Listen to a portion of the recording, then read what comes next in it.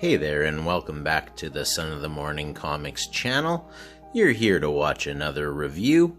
Today we're going to be looking at Marvel's X number 3 by Alex Ross, Jim Krueger, and Welby.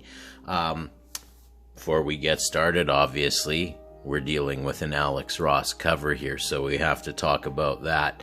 I don't know that anybody does covers better, at least in the modern day. And for the past while, anyway. Love this cover. I love the depiction there of Doctor Strange. Everything here is looking fantastic.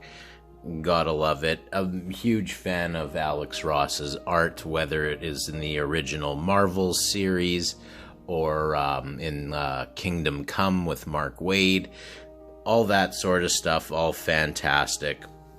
And as well, the art inside this book by Welby is very, very good. So, in our story here, in Marvel's X, the I guess main character is a kid named David, who seems to be the only person who doesn't develop mutant powers following the Cataclysm in this prequel to Marvel's X, another excellent work by Alex Ross.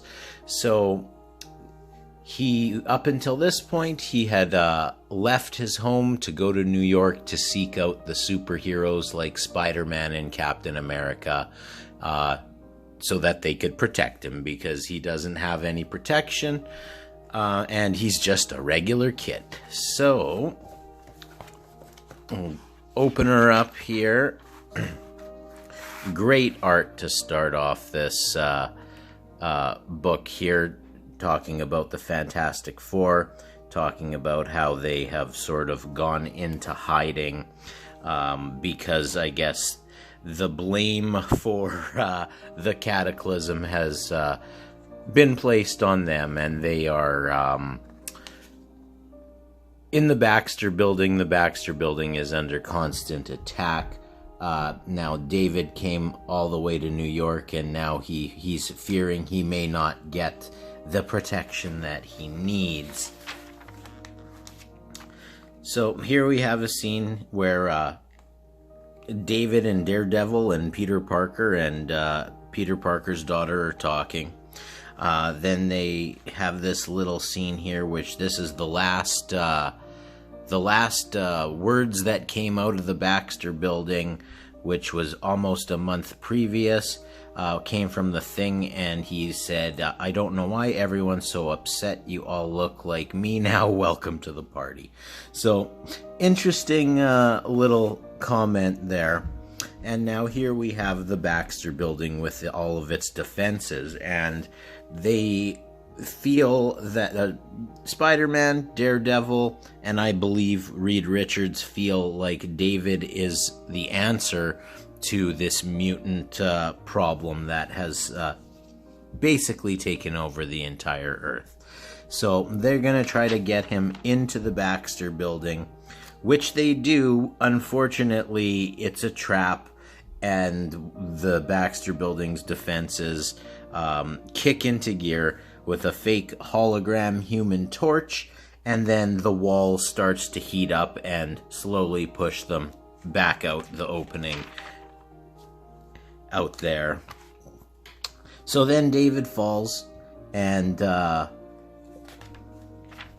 Daredevil grabs him, and then Spidey grabs a hold of them as well and saves them, and they swing back down to the ground, which is David doesn't like swinging too much, but that's okay. But nevertheless, David is saved for the moment, and so they're just very concerned that they need to get David to Reed Richards. Really like the art in this book, I wanted to point out too. I actually really like the way that Spider-Man is drawn in the book here.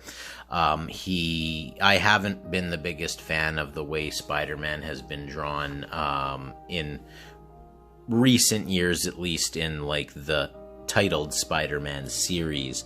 So here they make it to Bleecker Street, where they encounter the astral form of Doctor Strange, who, I guess David's a little bit scared of him to start with. They assure him that there's nothing to worry about, and that Doctor Strange is a friend.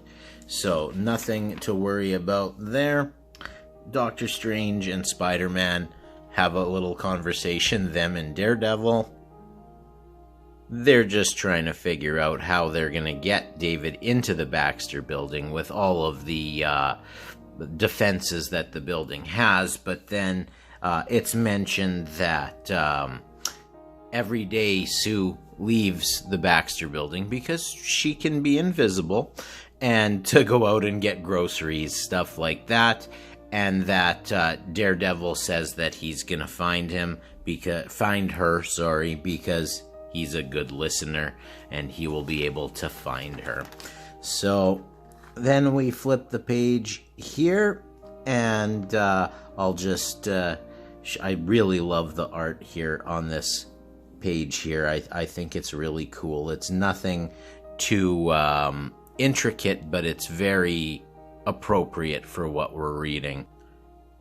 And the major part of this scene here too is that Daredevil explains to David that he believes that David is going to be the one who's going to save them all. So David is obviously a little bit excited. Spider-Man makes some comments to him. He says, "Well, Doc," or he's talking to Doctor Strange there, "Well, Doc, I need to get David home. As always, it was good to see." And then Doctor Strange disappears. He's a good magician. He did a nice little trick, a little bit of comic relief there. And then in this scene, it's also kind of funny because David is finishing Spider-Man's sentences, which is also what Doctor Strange was doing.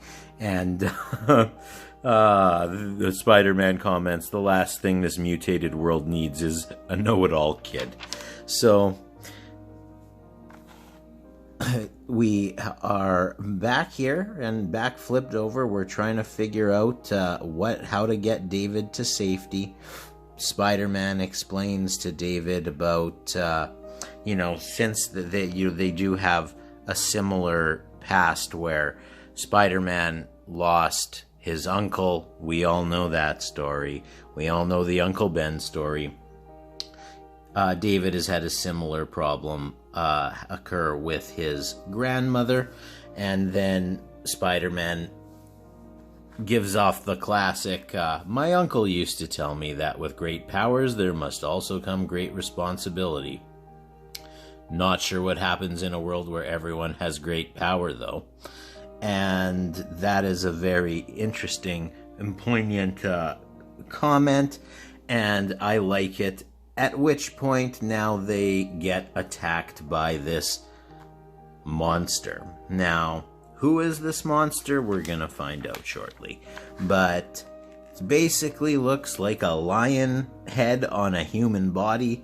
Attacks Spider-Man. He is clearly after David. He wants to get his hands on David. We aren't exactly 100% sure why.